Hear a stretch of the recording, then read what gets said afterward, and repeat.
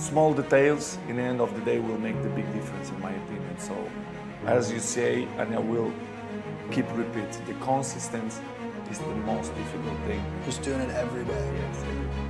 Do you ever wake up and you say, I don't want to do it today? I fight against my mind. Yes, sometimes it's happened. We are all human beings. We are not happy every day. We are, not in a good mood every day. It's normal. It's part of us. What do you do to overcome that?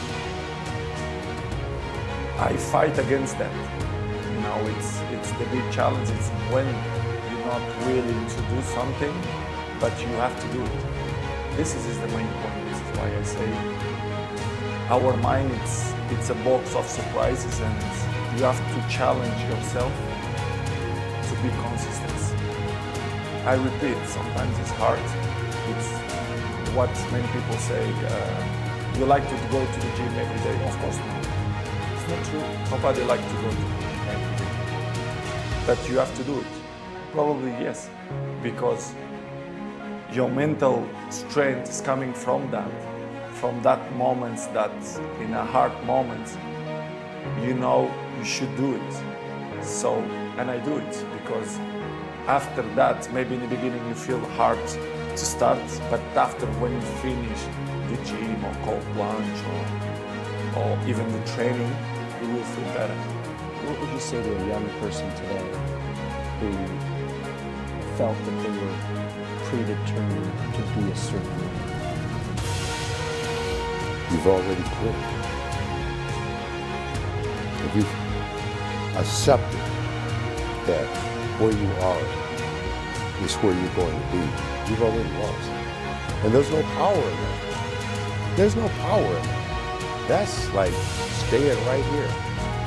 You're not popping the clutch. You're not going forward. You made a choice to just stay here. And that's your responsibility. And I'm not saying it's going to be easy. I'm not saying there are not challenges, problems, obstacles, issues, fears.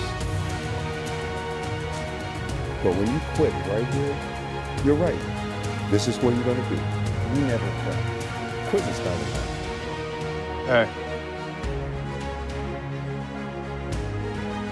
Don't ever let somebody tell you you can't do something. Not even me.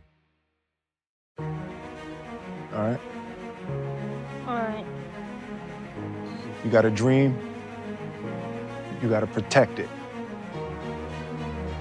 People can't do something themselves. They want to tell you you can't do it.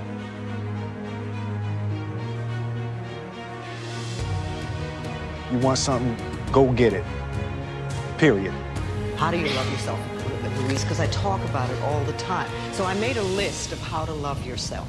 And it's even in poster and postcard form now. But number one on that list of how to love yourself is to stop all criticism. Just stop it, now and forevermore. And make a vow to yourself that you're going to do your very best from now on to stop criticizing, number one, you, and then other people. It'll be a lot easier to stop criticizing other people when you stop criticizing yourself. Focus on you until the focus is on you, bro. I know that, we want the focus to be on us today, but if we put the focus on ourselves, like me, putting the focus on me, giving myself everything I need to be successful, giving myself everything I need to be competitive, giving myself everything I need to be the catch, to be the prize, that's what I'm gonna do. When you focus on doing that, fellas, and you don't pay no mind to nothing else outside of your control, you don't pay attention to them paying attention to you. When you stop doing that, I promise you, that's when the focus and the attention is gonna be paid on you, bro. I promise you. Been anything along your journey that you've kind of regretted? And then how do you deal with regret? I mean, individual choices and mistakes, yeah, but ultimately you learn from those. So no, because even the regrets, the bad things or the stupid things, you learn not to do bad things or stupid things. All those things are beneficial in some way if you can get through them. If you did something that resulted in someone's death or something horrible like that, yeah, it'd be a terrible regret. but I've been very fortunate that hasn't happened. But the dumb shit that I've done or the bad mistakes that I've made, they've taught me. You know, you learn.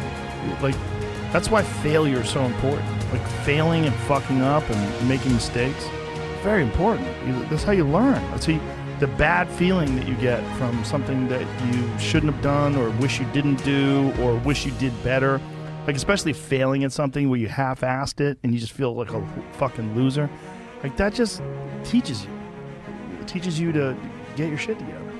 Well, you have such a good ability to learn from those things. Some people, I think, kind of it's just like it gets repetitive for some people. That's dangerous. Yeah, it's dangerous to dwell on past mistakes because people sort of define themselves by the worst moments that they've ever had. And if that's the case, like, some people are stuck in high school. You know, they're stuck in failures that they had, like, when they were first getting jobs, and they always think that they're a loser, and they don't like the feeling of failure, so they keep low expectations so that they never have to feel that. You gotta get through it. You gotta get through bad feelings. You gotta get through failure. It's very important. And you get through it by just picking yourself back up and moving forward and going. But it's hard for a lot of people because that sting, they never get over it, the feeling of failure. And they don't have a good support system, like good friends. Like, having a good community of friends is very, very important. Because you can feel like down, like, if a girl broke up with you, and you feel like you're the worst, you're a fucking loser, like, you're a piece of shit. But then you go out with your friends and you have a few laughs, and next thing you know, you're laughing and you're like, I'm all right. We'll be all right. And look at you today, man. And I just think that's really critical, right? And it's like, because everybody has dreams, and as much as you want to be able to listen a little bit, because somebody's going to give you a gem, but nobody knows but you. You can't get advice on what you should do with your life, right? Nobody knows what you are. Like, even sometimes you don't really even know what you are. You got to take your shot. And it's like, as much as you want people to agree and you want the people around you to be supporting your dreams and all, it's not going to be like that all the time. You got to do it alone. And people will help you, and when you get the ball rolling, people will jump on. But if you don't believe, nobody else is going to believe. People come along because your belief is so insane. Thoughts are like drops of water. You drop a drop of water on the table here, and it doesn't mean much. But if you keep dropping and keep dropping and keep dropping, the table becomes a wash, and then you get a puddle on the floor. And then you can get a little pond and a lake, and finally you can create an ocean. And with our own thoughts, we can drown in a sea of negativity, or we can float on the ocean of life. And it's up to us. The thoughts we think accumulate. And what sort of puddles are you standing in? Or are you up to here? Or are you up to here and trying to paddle? Now, what are you doing to yourself? When we're willing to change our thinking, we can change our experiences. And it doesn't matter if you've got a big puddle of negative thoughts. You know, you can move over here and create a puddle of mindfulness, positive thoughts. You can make changes, always. So you want to turn those fear thoughts into positive affirmations. Let them work for you. Do you believe that every person has the ability to choose the right path, the spiritually enlightened path? Absolutely. Absolutely. It's not easy. It can be tremendously difficult. It's easier to quit. It's easier to succumb. It's easier to give in. But to go forward, that's tremendously difficult.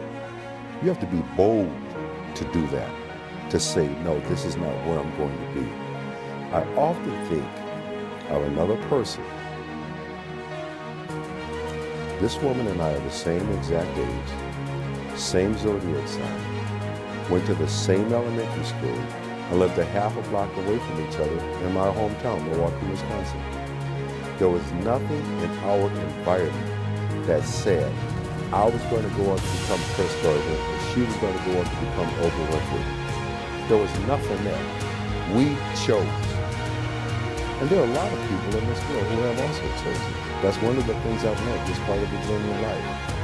So many of us have chosen. And one of the most important things that we have chosen is to break these various cycles. Cycles like links in a chain. We've chosen to break these cycles. We've chosen that, you know what? Whatever was an issue, a challenge, or a problem for me does not have to become generational and get passed on to my children. Yeah, it's the main point, because everyone wants to be Cristiano, but I give you the map. You think you will do it then? It's difficult. The discipline. The discipline is the most difficult thing, not only in sports, but in life.